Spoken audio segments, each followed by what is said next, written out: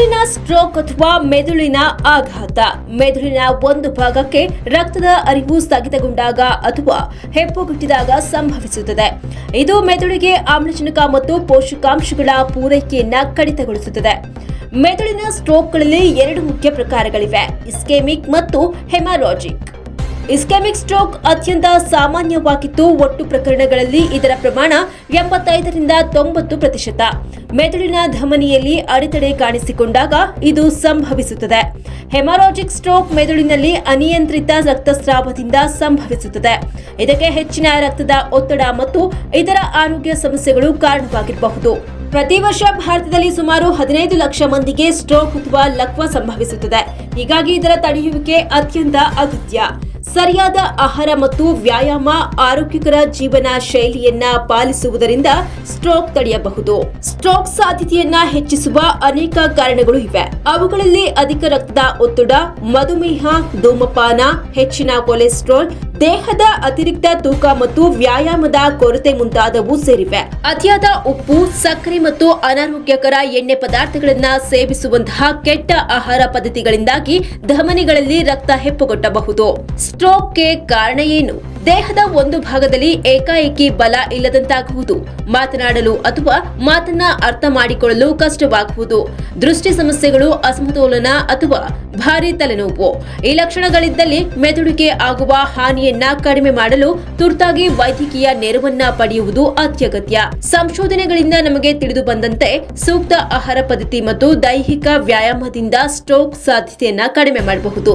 ಆರೋಗ್ಯಕರ ಜೀವನ ಶೈಲಿಯ ಮೂಲಕ ರಕ್ತದ ಒತ್ತಡ, ಕೊಲೆಸ್ಟ್ರಾಲ್ ಮಟ್ಟವನ್ನ ಕಡಿಮೆ ಮಾಡಬಹುದು ಮತ್ತು ಮಧುಮೇಹವನ್ನ ನಿಯಂತ್ರಣ ಮಾಡಬಹುದು. ಇವು ಇಸ್ಕೆಮಿಕ್ ಸ್ಟ್ರೋಕ್ಗಳನ್ನ ತಡೆಯುವ ಮುಖ್ಯ ಅಂಶಗಳು.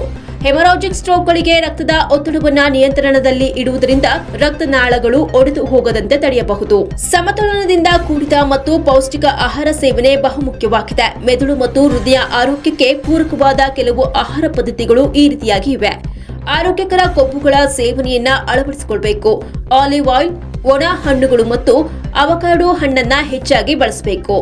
ಸ್ಯಾಚುರೇಟೆಡ್ ಮಾಂಸಾಹಾರ ಅಥವಾ ಮಾಂಸರಹಿತ ಮಾಂಸಾಹಾರ ಮತ್ತು ಟ್ರಾನ್ಸ್ ಕೊಬ್ಬುಗಳಿಂದ ಎಣ್ಣೆಯಲ್ಲಿ ಕರೆದ ತಿಂಡಿಗಳು, ಸ್ಯಾಚುರೇಟೆಡ್ ಮತ್ತು ಟ್ರಾನ್ಸ್ ಕೊಬ್ಬುಗಳಿಂದ ದೂರವಿರಿ. ಅದೇ ರೀತಿ ಸ್ಯಾಲ್ಮನ್ ಮತ್ತು ಮೀನುಗಳಲ್ಲಿ ಒಮೆಗಾ 3 ಅಂಶ ಹೆಚ್ಚಾಗಿ ಇದ್ದು ಅದನ್ನ ತಿನ್ನುವುದರಿಂದ ನಮ್ಮ ದೇಹಕ್ಕೆ ಬೇಕಾದ ಒಮೆಗಾ 3 ಅಂಶಗಳು ದೊರೆಯುತ್ತದೆ. ಹೆಚ್ಚು ಹಣ್ಣುಗಳು ಮತ್ತು ತರಕಾರಿಗಳನ್ನ ಸೇವಿಸಿರಿ. ತಾಜಾ ಹಣ್ಣುಗಳು ಮತ್ತು ತರಕಾರಿಗಳು ಆಂಟಿ ಆಕ್ಸಿಡೆಂಟ್ಗಳು, ವಿಟಮಿನ್ಸ್ ಮತ್ತು ಖನಿಜಗಳಿಂದ ತುಂಬಿದ್ದು ಅವು ರಕ್ತನಾಳಗಳನ್ನ ರಕ್ಷಿಸುತ್ತವೆ. ಹಸಿರು ಸೊಪ್ಪುಗಳು, ಸಿಟ್ರಸ್ ಹಣ್ಣುಗಳು ಮತ್ತು ಬೆರಿ ವಿಶೇಷವಾಗಿ ಉತ್ತಮವಾಗಿವೆ. ಉಪ್ಪು ತಗ್ಗಿಸಿ. ಅತಿಯಾದ ಉಪ್ಪು ತಿನ್ನುವುದರಿಂದ ರಕ್ತದ ಒತ್ತಡ ಏರುತ್ತದೆ. ಇದು ಸ್ಟ್ರೋಕ್ ಅಪಾಯವನ್ನ ಹೆಚ್ಚಿಸುತ್ತದೆ. ಆಹಾರವನ್ನ ರುಚಿಕರವಾಗಿಸಲು ರುಚಿಗೆ ತಕ್ಕಷ್ಟೇ ಉಪ್ಪನ್ನ ಮಿತಿಯಲ್ಲೇ ಬಳಸಬೇಕು. ಸಿರಿಧಾನ್ಯ ಸೇವಿಸಿರಿ. ಕೆಂಪಕ್ಕಿ, ಕ್ವಿನೋಮಾ ಮತ್ತು ಓಟ್ಸ್, ಸಿರಿಧಾನ್ಯ ಮುಂತಾದವು ಅತಿ ಹೆಚ್ಚು ಫೈಬರ್ ಪ್ರಮಾಣವನ್ನು ಹೊಂದಿದ್ದು ರಕ್ತದ ಸಕ್ಕರೆ ಮತ್ತು ಕೊಲೆಸ್ಟ್ರಾಲ್ ಪ್ರಮಾಣವನ್ನು ನಿಯಂತ್ರಣದಲ್ಲಿ ಇಡಲು ಸಹಾಯ ಮಾಡುತ್ತೆ. ಸಕ್ಕರೆ ಸೇವನೆ ಕಡಿಮೆ ಮಾಡಿ. ಅತಿಯಾದ ಸಕ್ಕರೆ ದೇಹದ ಕೊಬ್ಬು ಮತ್ತು ಮಧುಮೇಹಕ್ಕೆ ಕಾರಣವಾಗುತ್ತದೆ. ಇದು ಸ್ಟ್ರೋಕ್ ಅಪಾಯವನ್ನ ಹೆಚ್ಚಿಸುತ್ತೆ. ಹೆಚ್ಚು ನೀರು ಕುಡಿಯುವುದು ರಕ್ತನಾಳದ ಆರೋಗ್ಯಕ್ಕೆ ಪೂರಕ. ನೀರು, ಹರ್ಬಲ್ ಟೀ ಅಥವಾ ನೈಸರ್ಗಿಕವಾದ ಹಣ್ಣಿನ ರಸಗಳನ್ನೇ ಸೇವಿಸಿ. ಸ್ಟ್ರೋಕ್ ತಡೆಯಲು ನಿಯಮಿತ ವ್ಯಾಯಾಮದ ಪ್ರಯೋಜನ.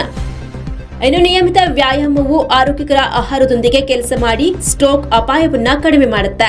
ಇದು ಹೃದಯದ ಆರೋಗ್ಯವನ್ನ ಉತ್ತೇಜಿಸುತ್ತೆ, ರಕ್ತದ ಒತ್ತಡವನ್ನ ಕಡಿಮೆ ಮಾಡಿ ತೂಕ ನಿಯಂತ್ರಣಕ್ಕೆ, ರಕ್ತಸ್ರಾವ ಹರಿವಿಕೆಗೆ ಅನುಕೂಲವನ್ನ ಮಾಡುತ್ತೆ. ಕೆಲವೊಂದು ವ್ಯಾಯಾಮ ಸಲಹೆಗಳು ಇಲ್ಲಿವೆ. ಏರೋಬಿಕ್ ವ್ಯಾಯಾಮ: ನಡೆಯುವಿಕೆ, ಓಡುವಿಕೆ, ಸೈಕ್ಲಿಂಗ್ ಅಥವಾ ಈಜುವುದು ಹೃದಯ ಮತ್ತು ರಕ್ತ ಪರಿಚಲನೆಗೆ ಸಹಾಯ ಮಾಡುತ್ತೆ. ಪ್ರತಿ ವಾರ ಕನಿಷ್ಠ 150 ನಿಮಿಷಗಳ ವ್ಯಾಯಾಮ ಮಾಡುವ ಗುರಿಯನ್ನ ಇರಿಸಿಕೊಳ್ಳಿ. ದೈಹಿಕ ವ್ಯಾಯಾಮ: ಭಾರ ಎತ್ತುವುದು ಅಥವಾ ದೈಹಿಕ ಶ್ರಮದ ವ್ಯಾಯಾಮಗಳನ್ನ ವಾರದಲ್ಲಿ 2 ಬಾರಿ ಮಾಡಿ. ಸಮತೋಲನ ವ್ಯಾಯಾಮಗಳು: ಯೋಗ, ಫಿಲಾಟೆಸ್ ಅಥವಾ ಟೈಚಿ ಅಭ್ಯಾಸ ಮಾಡಿ. ಆರೋಗ್ಯಕರ ಜೀವನ ಶೈಲಿಯನ್ನ ಅಳವಡಿಸಿಕೊಂಡು ಸ್ಟ್ರೋಕ್ ಲಕ್ಷಣಗಳ ಬಗ್ಗೆ ಎಚ್ಚರ ವಹಿಸಿದ್ರೆ ಪ್ರತಿಯೊಬ್ಬರು ತಮ್ಮ ಮೆದುಳಿನ ಆರೋಗ್ಯವನ್ನ ಕಾಪಾಡಿಕೊಳ್ಳಬಹುದು. ನೆನಪಿರ್ಲಿ, ಮುನ್ನೆಚ್ಚರಿಕೆಯು ಯಾವತ್ತಿದ್ರೂ ಚಿಕಿತ್ಸೆಗಿಂತ ಉತ್ತಮ. ಸಣ್ಣ ಹಾಗೂ ನಿರಂತರ ಪ್ರಯತ್ನಗಳು ದೊಡ್ಡ ಪರಿಣಾಮವನ್ನ ಉಂಟು ಮಾಡಬಹುದು. ಮತ್ತಷ್ಟು ಸುದ್ದಿಗಳಿಗಾಗಿ ನೋಡ್ತಾ ಇರಿ ಪಬ್ಲಿಕ್ ನ್ಯೂಸ್ 24x7. ಇದು ಸತ್ಯದ ಧ್ವನಿ.